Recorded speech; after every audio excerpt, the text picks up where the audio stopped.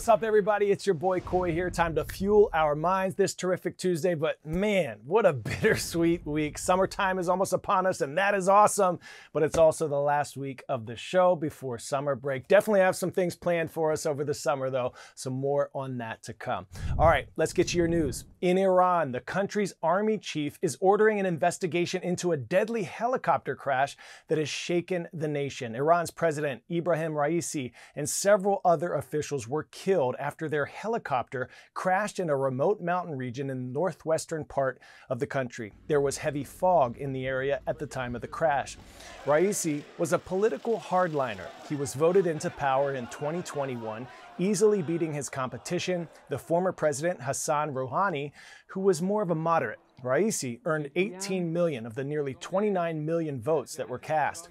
Iran is considered an Islamic republic, or a theocracy, meaning that a religious figure runs the country. In Iran's case, that religious leader is Supreme Leader Ayatollah Ali Khamenei, an Islamic fundamentalist. Raisi, as president, was second in command. His death comes at a tense moment for the entire Middle East. It was only weeks ago that Iran launched a full-scale drone and missile attack on Israel. That was retaliation, they said, for an Israeli strike on a diplomatic complex in Syria that killed several Iranian officials. CNN's Ivan Watson shows us how the people of Iran are reacting and what's next for the country.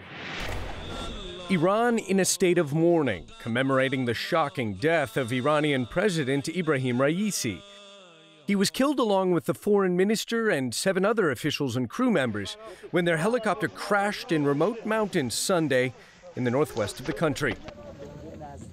During the frantic hours when rescuers searched for the missing president, the most powerful figure in the Iranian political system, Supreme Leader Ayatollah Khamenei, declared the government stable and strong.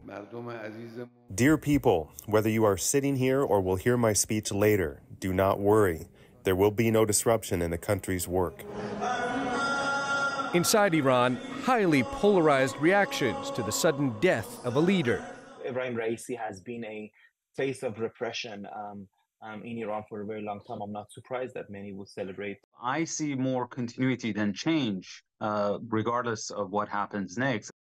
According to the Iranian constitution, the little-known vice president, Mohammad Mokhber, has now become interim president, paving the way for elections to be held within 50 days. This is a system that has managed this kind of turmoil in the past. So in the short run, it can certainly manage choppy waters.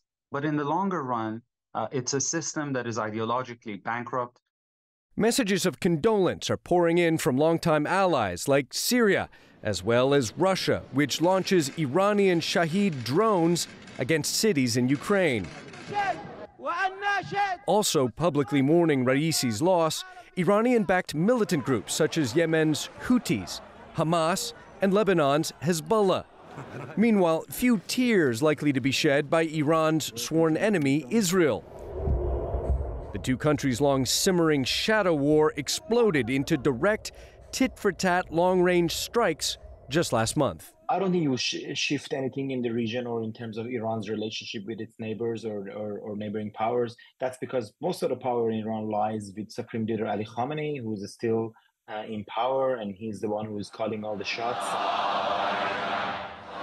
How the Islamic Republic deals with this deadly crash may set the stage for a much bigger future challenge, the question of succession for Ayatollah Khamenei, the country's 85-year-old supreme leader. Ivan Watson, CNN. Next, we head to Maryland, where the busy Port of Baltimore is a step closer to reopening. Almost 2 months ago, the Dali cargo ship collided with the Francis Scott Key Bridge, causing it to collapse, killing 6 construction workers. On Monday, the ship was finally dragged away from the crash site. Several tugboats pulled the massive 106,000-ton vessel, traveling only 1 mile per hour. Dali is now docked at Seagirt Marine Terminal in Baltimore. CNN's Amy Kiley has more about Dali's removal and what will happen now to the crew of workers who have remained on board the ship ever since it crashed.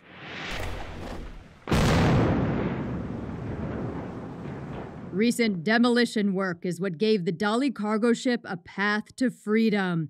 It's been stuck under the wreckage of Baltimore's Francis Scott Key Bridge since it hit the structure and caused its collapse in March. We're very lucky that the hull was never damaged at all during the event. Officials say transporting the Dolly takes up to 5 tugboats. I mean, we have a ship that's the size of 3 football fields. But freeing the ship doesn't mean freeing its crew members. Regulations have them stuck on board where they've been since the crash. The law requires a ship like the Dolly to have a crew at all times. Now, the workers' visas have expired. A union representative says they're waiting for immigration officials to tell them when they can go home. Further complicating matters is the ongoing investigation. Without the propeller turning, the rudder was less effective. They were essentially drifting. The union says the FBI confiscated crew members' cell phones last month, and they feel disconnected from family. The company that manages the Dolly says it hopes authorities will let the workers disembark soon. As for the channel, the Army Corps of Engineers says soon We're going to be able to bring anything through the Port of Baltimore, anything that would have come through before. I'm Amy Kiley reporting. Next, let's go to Arizona, where a wildfire there is growing. Officials say the so-called wildcat fire more than doubled in size over the weekend and is 0% contained. So far, it has scorched more than 12,000 acres of the Tonto National Forest.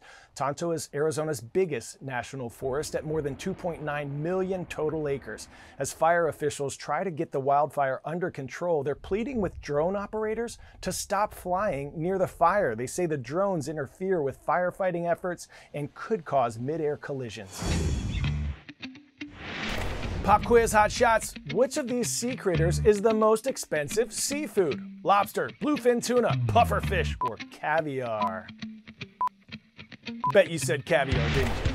Don't go fishing for compliments if you did, because bluefin tuna is your answer. Bluefin is so expensive because it's on the endangered list. In 2019, a sushi restaurateur paid more than $3 million for a 612-pound bluefin tuna. Talk about expensive taste. Personally, I'm on a seafood diet. I eat whatever food I see. But for those of us that actually like seafood, there will be fewer Red Lobster restaurants to attack. The world's largest seafood restaurant chain just filed for bankruptcy. The company has more than $1 billion in debt and less than $30 million in cash. Bankruptcy doesn't mean Red Lobster is going out of business completely. Instead, it plans to sell the company to its lenders. But it will definitely be closing many of its restaurants in the meantime.